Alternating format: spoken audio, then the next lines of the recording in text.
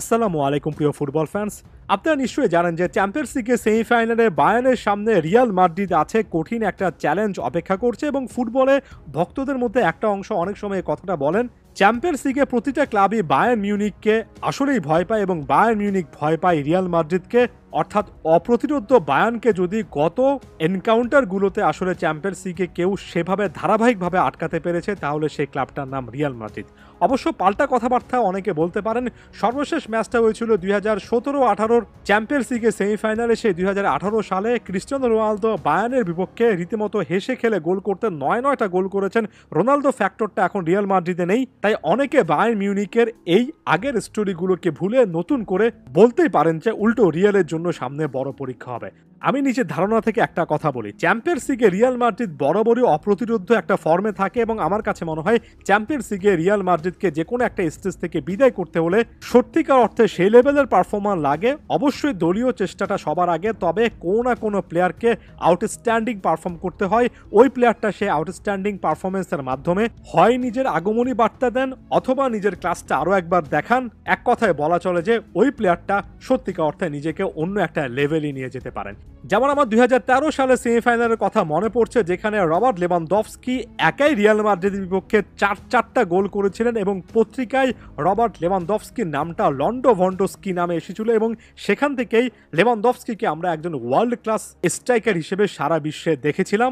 পরবর্তীতে অনেক বছর ধরে এবং তর্ক সাপেক্ষে এখন পর্যন্ত তিনি তার লেগাসিটা কিন্তু ঠিকই ধরে রেখেছেন। এই রবার্ট লেভানডফস্কি ডটমুন্ডের জার্সিতে যেটা করেছেন, পরবর্তীতে বায়ার্ন মিউনিখের জার্সিতে তার ওভারঅল আমরা আরও ডেভেলপমেন্ট দেখেছি।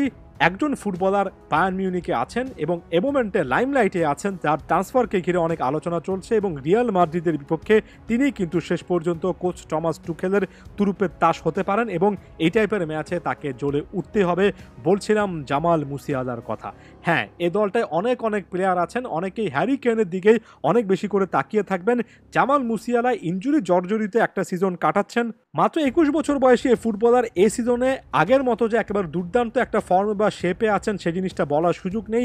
36টা ম্যাচে 12টা গোল 7টা অ্যাসিস্ট করেছেন, যেটা তার গত সিজনের প্রায় 16টা গোল 16টা অ্যাসিস্ট অর্থাৎ 32টা গোল কন্ট্রিবিউশনের তুলনায় এখন পর্যন্ত যথেষ্ট কম। অনেকে বলতে পারেন যে মুসিয়ালাকে আটকানো রিয়ালের জন্য অনেক বেশি সহজ একটা ব্যাপার হবে। তবে সাম্প্রতিক অনেকগুলো ম্যাচে দেখেছি তিনি যেভাবে হ্যারি কেনকে বারবার খুঁজে পেয়েছেন, যেভাবে নিজে বেশ কয়েকবার ড্রিবলিং কমপ্লিট করেছেন, যেভাবে মিডফিল্ড থেকে একের পর এক রান মেক করে ফাইনাল থার্ডে ঢুকে পড়েছেন। জামাল মুসিয়ালার মধ্যে সে ফ্লেয়ারটা আছে, সে অ্যাবিলিটিটা আছে, সে স্কিলটা আছে, যেটা যে কোনো মোমেন্টে যে কোনো দলের একেবারে বড় একটা ডিফেন্স লাইন ভেঙে ফেলতে পারে এবং চ্যাম্পিয়ন্স লিগের এই টাইপের ম্যাচ এমন মোমেন্টের জন্য আসলে রীতিমতো অপেক্ষা করে। চ্যাম্পিয়ন্স লিগের এই রাতগুলো নতুন প্রতিভার জন্ম দেয় বা যারা অলরেডি রেকগনাইজ তাদেরকে অন্য লেভেলে নিয়ে যায়, একই সঙ্গে বড় রকমের সুযোগও কিন্তু দেয়।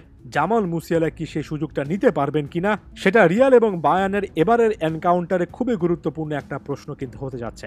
অনেকে ট্রান্সফার নিয়ে অনেক প্রশ্ন করেন। সাম্প্রতিক সময় ম্যানচেস্টার সিটি জামাল মুসিয়ালাকে কেন্দ্র করে রীতিমতো উঠে পড়ে লেগেছে।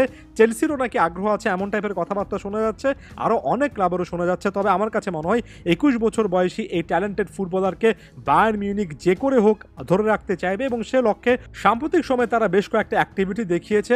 শেষ পর্যন্ত ক্লাব ছাড়বেন কিনা, ভবিষ্যতে কি হবে সেটা পরের ব্যাপার। সামনে যে জিনিসটা অপেক্ষা করছে মাত্র অল্প কয়েকদিন পরে, সেটা হচ্ছে রিয়াল পরীক্ষা।